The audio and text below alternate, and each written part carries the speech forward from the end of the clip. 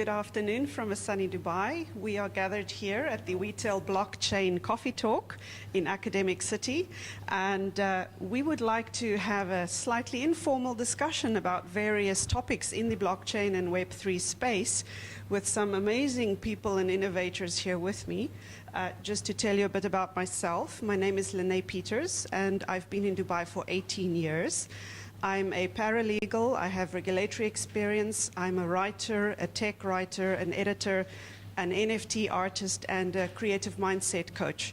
So I have had the blessing of living here with my family and seeing this amazing city grow and technology arrive in fantastic format of people from all over the world gathering here to make Dubai the absolute hub of the Web3 development in the world at the moment. So if my fellow colleagues here would like to introduce themselves, we can get started on discussing some of the latest events in Dubai and developments and amazing programs that are happening right now. Thanks. Great, very good afternoon. My name is Tatek Derisishiti. I'm based here in Dubai since 2010. I'm into three sectors. On safety, engineering, we have the government as an inspection body, and we are into event organizing. We connect people's business, industries on passion, whoever is looking for the events. The main company of mine is, my nickname is Tata. Tata Tech is my IT solution company. We give all IT solutions, especially in the current basis on the blockchain technology. We plan to educate, give people awareness, and make a platform for NFT marketing. Thank you for giving me this chance, especially this Friday event. We can call it the Blockchain Coffee, prepared by Professor Adel. Is amazing because we are meeting a lot of innovative people's visionaries, and we learn a lot about that blockchain technology for the current industries. Thank you. Let me pass you to the next colleague of mine. Hello, good afternoon everyone. Myself, Ashish Kumar Singh. I'm heading pre-sales at Avanza Innovations. Avanza Innovation is a Web3 company based out of Dubai, and we started back in 2018 with the backing of a company which holds 2 decades of experience. And from 2018, as we speak today, we cherish the biggest market share in the region when it comes to blockchain implementations. We work with the biggest brands in the market like Smart Dubai Government, RTA, Dubai Police, the Dubai Public Prosecution. Beyond this region, we have worked with central banks of Bahrain. We have worked with Aramco's, KNPCs, and other leading companies. So this has been our journey where, with all this experience, what we have gained so far. Recently, we also started our journey in the metaverse space. So I think 2 months back, we launched one of the biggest metaverse for a Bollywood movie in India, and it became very popular in the region as well. We are working with leading airline, and we are working also with government entity on developing the citywide metaverse experience for the Emirates of Dubai. So with this experience, and I think with what we have done so far, I'll try to hand over to Michelle, and we can start. Thanks, Ashish. I do have a question for you, though, so let's explain to the people who are new to this the basics of blockchain, and since your company's been working on it the longest, what were some of the first reasons that government departments in Dubai wanted to start implementing the blockchain? Because they are leading the industry here with their enthusiasm. Sure. So yes, I think people always have this question coming to us that what is blockchain? So first thing I would like to say, blockchain is not Bitcoin. Bitcoin is the first use case of blockchain. When I say what is blockchain? Blockchain is, in simple language, a decentralized application. It's democratic. So imagine if no single person has full control on the ecosystem, you will love to interact with that system, and that is called as blockchain. That's why the currencies, the digital cryptocurrencies, there is no owner, there is no HQ, there is no single regulator holding it. It's the smart contract, it's the underlying code which is actually creating the difference here. So this is what blockchain is in very simple language. Now, blockchain has also evolved. I mean, now blockchain is also called as Web3. I mean, if you see, people are calling that Web 3.0 is the future, because Web3 is the umbrella under which blockchain comes, NFT comes, now metaverse comes, and then there are so many other sub-components like DeFi and GameFi and others as well. So this is what blockchain is, and its factors around it. The second question is why the government of Dubai thought of working on it before others. So this comes down to the vision from the top of the leadership. If you look at Dubai, Dubai has always been thinking 20 to 30 years ahead of what others are thinking. That's why back in 2018 and 17 itself, Smart Dubai thought that, okay, blockchain is something which is going to impact everyone in the region. So let's start by putting this as a mandate to the government entities. So that's why every government entity was given a mandate to become paperless on one side and also use blockchain in their regular government transaction. And that's why everybody started working on this technology like 4 years back. And that's why if you see today, every entity in Dubai has something or the another running on blockchain technology. And this is one of the biggest achievement, I think, in terms of technology. And that's why I think people usually say that, okay, this is becoming the eco-center of Web3 and blockchain space. That's why Binance decided to open its HQ in Dubai. So this has been a vision coming from the top. Absolutely. So just to clarify for the people who don't know, Web 1 were internet addresses, URLs, where companies had a landing page to share information about themselves. You could look up a bit of information, and eventually commerce started happening on the internet as well. Web 2 was when social media started taking place. YouTube, Facebook, Instagram, various search engines, and the power of marketing and SEO. So, Tata, what is your interpretation of Web3, and what kind of drastic changes have you seen in your company and your clients with the shift from Web 2 to Web 3? Thank you. When we think of the blockchain, about the Web 2 to Web 3 technology, everybody will have their own coding. So the privacy, the content, with the trust which they're going to build will be, they believe on what they are doing. A lot of frauds already there in the market, and that's why people are really confused about the blockchain, and they are mixing the blockchain technology about the crypto and other transaction methods.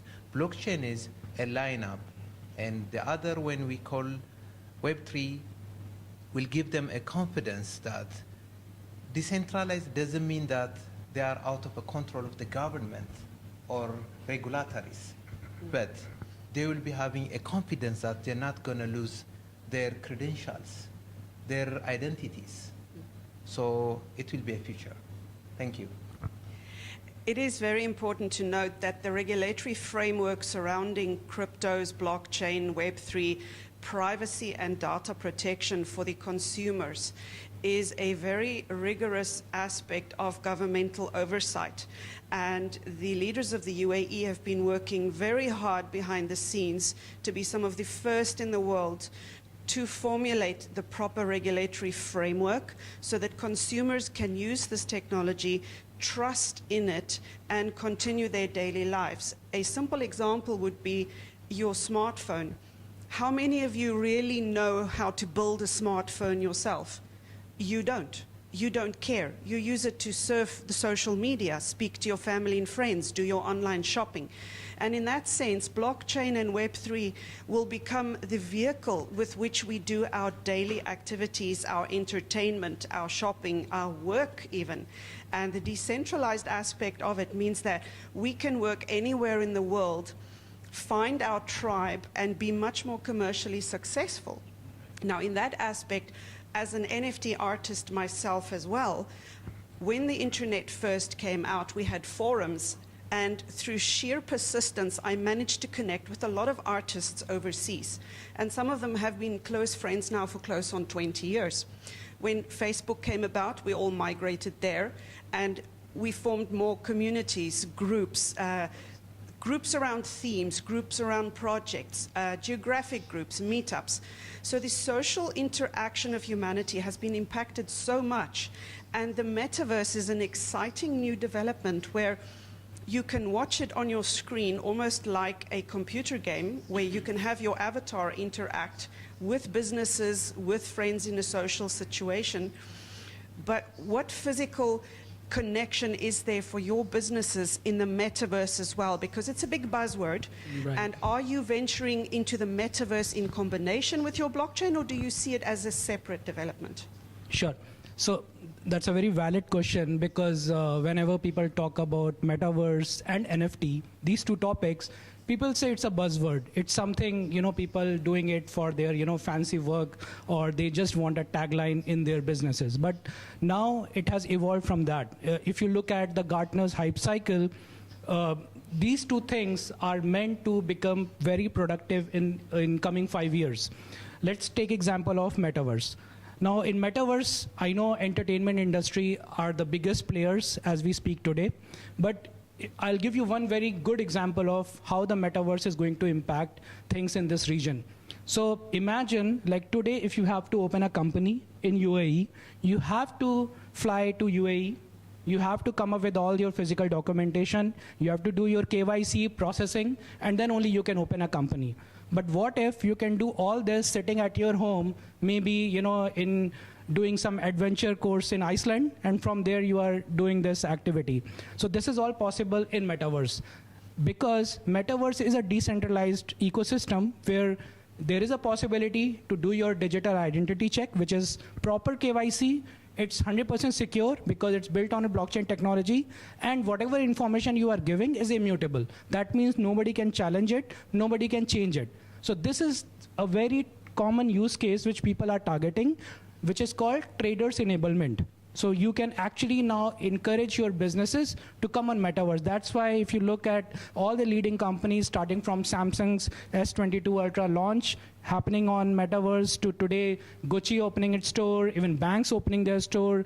Recently, I read that even in Dubai, leading hospital group is on metaverse. It's all because they all know that they have to eventually have a virtual office where if people are not able to physically connect, they can reach to that ecosystem and have this experience.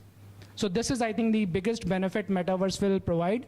And believe me, the same question came on World Wide Web, like, in the 90s, that, okay, it's just a buzzword. But today, everybody is on the phone, on the browsers, on, accessing the words. And this is same thing is going to happen with the metaverse. Yeah. So Tata, speaking of the metaverse, and you have diverse interests in your companies, from construction oversight through to event management and a tech company. And how do you see the events management companies working in the metaverse in future? It should be an easier shift, or do you think it's going to be more challenging for people to attend events in the metaverse based on accessibility of technology, internet bandwidth, geographical restraints? What do you think is going to happen in the next 5 years? Actually, the current situations after COVID, we learn a lot about using of the technology. The metaverse idea becoming higher when we think of nobody's not easily traveling. So the metaverse idea will bring on events, conferences, like as he mentioned, taking a space in any place, any country. The technology of metaverse will make it easy a lot to give a solution. Without travel, we can experience the life without any obstacles. So the metaverse idea, of course, we need the live interactions, but many restrictions, not only restrictions, due to our life busyness, we can see, we can experience, this is a future of technology to make life easy. Think of the document verifications. Think of talking to many people which we plan in our life to meet. Name it like influencers, motivators, educators can be part of this for sure. The metaverse is part of our life upcoming in the next 5 or even 10 years. We can name it like that. as a mother, I can already see my children play in Roblox. Yeah. They have Discord channels. So while they're doing schoolwork on the iPad, they're playing a game on the laptop, having a Discord conversation with their friends all over the world. I can see the impact on education. I can see the impact on bringing communities together and creating new digital communities. But I still wonder about the sustainability impact of this, because ultimately countries need to have internet bandwidth. They need to have a consistent power supply. They need to be ecologically aware of their carbon footprint of the blockchain. There's many discussions of blockchains having a heavy carbon footprint, and yet there are instances where innovators in certain countries, when they mine the Bitcoin, they actually sell the extra the heat generated to other people in the community during the winter months. So it has changed the entire way we look at certain industries that we've taken for granted for many generations. And it becomes almost a too fast to comprehend sense of urgency, FOMO, fear of missing out, adaptability. And so what would you recommend, Ashish, for people in countries who are not as economically advantaged in Dubai with this amazing infrastructure we have? How can they access the same benefits of this technology? Sure.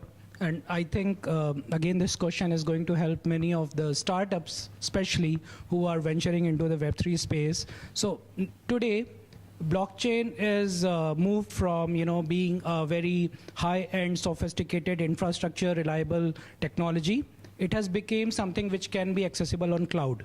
So with the help of cloud, I mean, if you look at the investments which the biggest cloud providers like Azure, AWS, Huawei, and others have done, they have invested big time on this technology because they want it to be accessible to everyone in the world. So if you have access to the internet, you have access to blockchain. You have access to the entire blockchain as a service concept, which means you don't have to now invest on anything or based on a subscription. You can actually create your application on that baseline layer. That is one thing. Second, since you spoke about the sustainability, so again, this is something very popular topic when it comes to blockchain. So I'm sure everybody saw the recent news where Ethereum is doing a mega merge. Now that merge is actually, the purpose of that merge is the sustainability and efficiency. So they are moving from proof of work to proof of stake. Now these are the algorithms which are being used, how mining is done. So even they are moving to a very sustainable approach where energy efficiency will drop by 95%. So you can imagine that, okay, today, things are moving on, and I think it's all because there were very less handful of people who were working on this technology. So with less people, the less innovation comes. But now the entire world is looking at Web3. That's why people are taking every concerns, be it sustainability, be it access, be it easiness. I mean, blockchain is no more a very complex rocket science.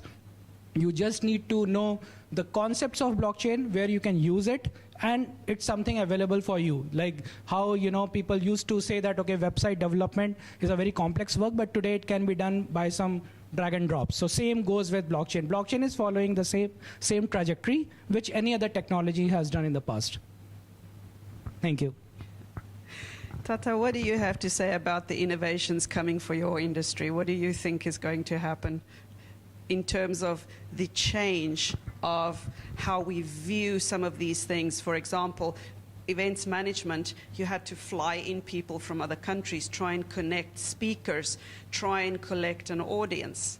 And now you can host your events anywhere in the world, but the poor travel industry might not be as happy with us. So what do you think are some innovative ideas we can still keep them involved or redirect that aspect of networking and technological developments in terms of human movement?